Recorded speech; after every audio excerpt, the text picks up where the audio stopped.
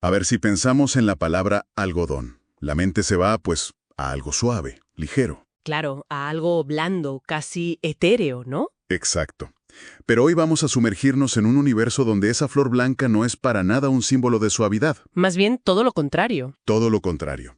Es el centro de un mundo duro, brutal y a veces, y esto es lo curioso, absurdamente cómico. Un mundo donde el algodón es la base de todo, el origen de conflictos y el telón de fondo de historias de amor y supervivencia. Y lo fascinante es cómo vamos a explorarlo. Porque no tenemos solo la novela, la flor de algodón blanco del premio Nobel Moyan, también tenemos sus propias notas autobiográficas. Que es como tener un juego de espejos. Exacto, nos permite trazar un puente directo entre la ficción que él crea y la cruda realidad de la China rural de los años 70. Vemos cómo sus vivencias de joven en una de estas fábricas le dieron forma a todo. Y esa es precisamente nuestra misión. Vamos a meternos de lleno en la vida de una planta procesadora de algodón en Gaomi, que es su territorio mítico. Queremos desgranar las jerarquías, la dureza del trabajo, la pérdida de la inocencia, todo eso. Pues vamos a ello. Para empezar, hay que entender una cosa. En este universo, el algodón no es una simple cosecha. No, es casi una deidad. Totalmente. Moyan lo describe como un tesoro, la base de la economía del país. Pero, ojo, hay un dato que a mí me dejó helado. Se usaba para fabricar explosivos. Es que no era solo para hacer ropa, era un material estratégico, fundamental, ¿Tan importante era? importantísimo. Era un componente esencial para la nitrocelulosa, lo que se llama algodón pólvora. Y para que nos hagamos una idea, Moyan cuenta una anécdota histórica casi legendaria. La de Zhou Enlai. Esa misma. El mismísimo primer ministro llamó personalmente al comisario de Gaomi para pedirle que toda la producción de algodón se enviara a los hermanos de Corea del Norte. Tela. O sea, era un activo geopolítico de primer orden. La presión sobre esos trabajadores debía de ser... Inmensa. Pero la anécdota tiene un giro muy revelador del carácter de esa gente. A ver, Pues cuenta la leyenda que los campesinos al principio estaban increíblemente orgullosos, cargaron los trenes con fervor patriótico, pero a mitad del envío se plantaron. ¿cómo que se plantaron? Dijeron, ya es suficiente, esto es nuestro.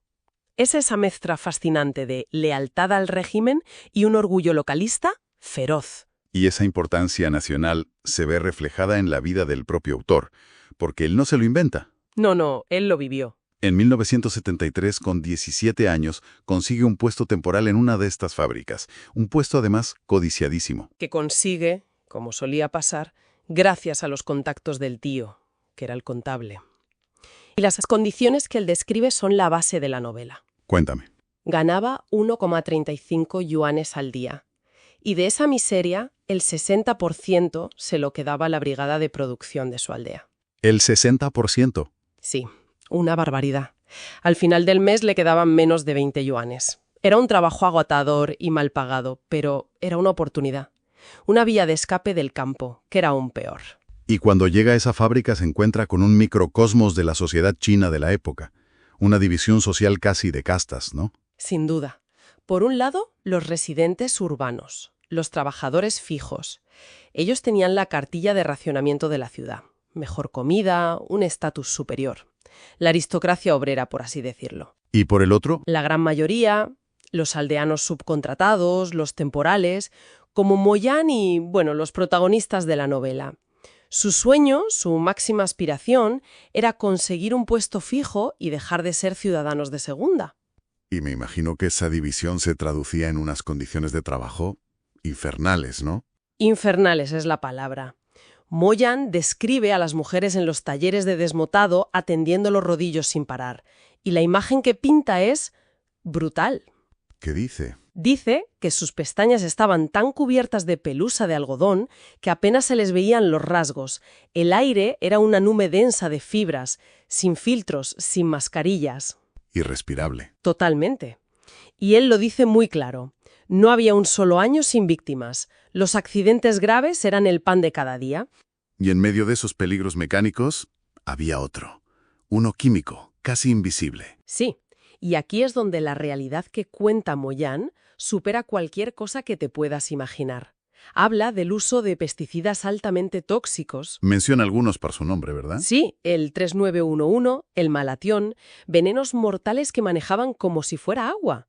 Y aquí es donde nos regala una anécdota que define la dureza de esa gente. Se centra en el personaje de Fang Biyu. Espera, que esta historia es increíble. Se cuenta de ella que bebió medio botellín de malatión. Medio botellín de un pesticida. Pero, ¿y sobrevivió? Eso suena a leyenda de fábrica. Esa es la genialidad de Moyan. Lo presenta como un rumor, algo que todos cuentan. No importa si es literalmente cierto o no. Lo que importa es que para ellos era creíble. Claro, que la gente creyera que era tan fuerte como para hacer algo así. Exacto. Y el motivo es aún más alucinante. No lo hizo para suicidarse.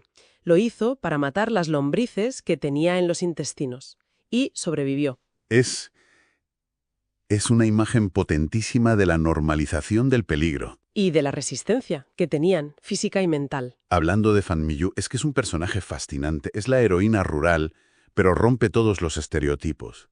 Es bella, fuerte, experta en artes marciales. Que le enseñó su padre, sí. Y tiene una personalidad desafiante. Hasta su ropa es una declaración de intenciones. Lo de los pantalones, ¿no? Totalmente. Llevaba unos pantalones hechos con sacos de fertilizante en los que se leía urea japonesa. Y ese era su apodo. Es la personificación de la dignidad en medio de la miseria. Y a través de ella y de otros personajes, Moyan va trazando ese mapa de poder de la fábrica. Empezando por el narrador Ma Cheng-gong, que es básicamente su alter ego. Exacto. Ma Cheng-gong es un chaval de 17 años, ingenuo, que llega allí lleno de ideales. Pero tiene una debilidad que lo marca todo. Su origen familiar. Su familia está clasificada como de campesinos medios. Y en plena revolución cultural, eso te convertía en sospechoso. Te ponían en una posición muy vulnerable. Y los que tienen el poder no tardan en aprovecharse de eso. El primero, la máxima autoridad. El secretario del partido, Guo Jialiang. La chantajea desde el principio. ¿Para qué? Para que espíe a Fan Biyu, que casualmente está prometida con su hijo. Y por debajo de él, en esa jerarquía del abuso, está el capataz, Tie Chuizi, martillo de hierro. El tirano del día a día. El tirano del día a día. Un hombre patizambo y autoritario. Pero en medio de toda esa opresión, ¿hay algún personaje que represente algo más? ¿Un poco de esperanza? Sí, y esa es la figura de Li Zhigao. Él es el contrapunto. Es el trabajador culto, el intelectual. El que sabe cantar ópera y recitar poesía. Exacto. Sabe ópera de Pekín, recita poemas de la dinastía Tang. Para el joven narrador, se convierte en un modelo a seguir, en la prueba de que se puede ser algo más que fuerza bruta. Y toda esta tensión, este mapa de poder y esta mezcla de drama y absurdo, creo que se ve perfectamente en una escena memorable, la del incidente del pozo. Es puro teatro del absurdo, sí. El viejo Kai, un administrativo, es confrontado por su esposa, que irrumpe en la fábrica, gritando, acusándole de infidelidad delante de todos. Una humillación pública total. Y la cosa escala de una forma demencial. Kai, acorralado, coge un fusil de la milicia, dispara al aire y la escena culmina con los dos, marido y mujer, tirándose al pozo. Que es un acto entre desesperado y ridículo. Totalmente. Y lo más increíble es que los rescatan, empapados, cubiertos de barro, mientras siguen insultándose. Y la vida sigue. Como si nada. Es un reflejo perfecto de cómo el drama más intenso y la comedia más negra estaban entrelazados. Y en medio de ese caos, Fang Biyu se consolida como la heroína. El momento clave es cuando defiende al narrador. A Ma Cheng-gong, sí. El tío del capataz, de Tie Chuizi, que es un matón, empieza a bofetear al chaval sin motivo. Y Fang Biyu no se lo piensa. Y aquí la descripción de Moyan es casi cinematográfica, ¿eh? La energía del texto cambia por completo. Se acerca al hombre, dice a la velocidad del rayo y le da 2 guantazos que resuenan en todo el patio. Plaf, plaf. El hombre intenta atacarla, pero ella lo esquiva. Con una agilidad increíble y le propina lo que el libro llama las patadas de los patos mandarines. Una patada en la barbilla y otra en la barriga. Lo deja en el suelo llorando. Es un acto de desafío total. Está arriesgando su trabajo, su sustento. Es un acto casi suicida en ese contexto, pero nace de un sentido de la justicia que no puede reprimir. Y claro, las consecuencias no tardan en llegar. La asamblea pública. Por supuesto. Organizan un juicio popular para despedirla por destruir la armonía. Pero cuando anuncian su expulsión, ella no se calla. Se levanta y da un discurso. Un discurso desafiante. No se defiende, ataca. Critica la hipocresía de los jefes, la injusticia. Y entonces ocurre algo inesperado. Li Jihao, el trabajador culto, el poeta, da un paso al frente. Exacto. Él, que parecía un hombre de palabras, la defiende públicamente. Dice que ella defendió a un compañero y que eso es la verdadera solidaridad proletaria. Y otros trabajadores le siguen. Sí, en un acto de valentía colectiva, otros temporales se suman. Y la dirección no puede ignorarlo. Tienen que dar marcha atrás. Es una pequeña pero inmensa victoria. Y ese acto forja un vínculo inmediato entre Fan Biyu y Li Jigao. Y me encanta cómo el narrador, que sentía algo por ella, da un paso atrás. Se convierte en su cómplice. Él es el observador de ese romance secreto. Y Moyán nos regala unas imágenes preciosas. Los nidos de amor. Esos nidos de amor que cavan entre las pilas gigantes de balas de algodón para ocultarse. Es un oasis de ternura en medio de la brutalidad. Increíble. Pero la ternura en este mundo dura poco. La novela nos vuelve a golpear con la realidad más cruda. El accidente de Shu Lianhua. Sí, aquí el tono se vuelve frío, casi clínico. La descripción es directa. Las largas trenzas de la joven se enganchan en una desmotadora y la máquina, en un segundo, la absorbe y le arranca el cuero cabelludo. Es una imagen de una violencia atroz. Y lo que sigue es casi peor que el accidente en sí. La reacción de la fábrica. Es demoledor, sí. La respuesta es fría, pragmática. Lo único que importa es la producción. La dirección negocia una compensación económica con el tío de la víctima. Que regatea el precio. Sí, la escena es grotesca. El tío regatea para subir el precio de la vida de su sobrina. Y una vez acordado, la entierran rápido y de forma discreta para que no afecte al ritmo de trabajo. Aquí se ve también lo fugaz que es el heroísmo.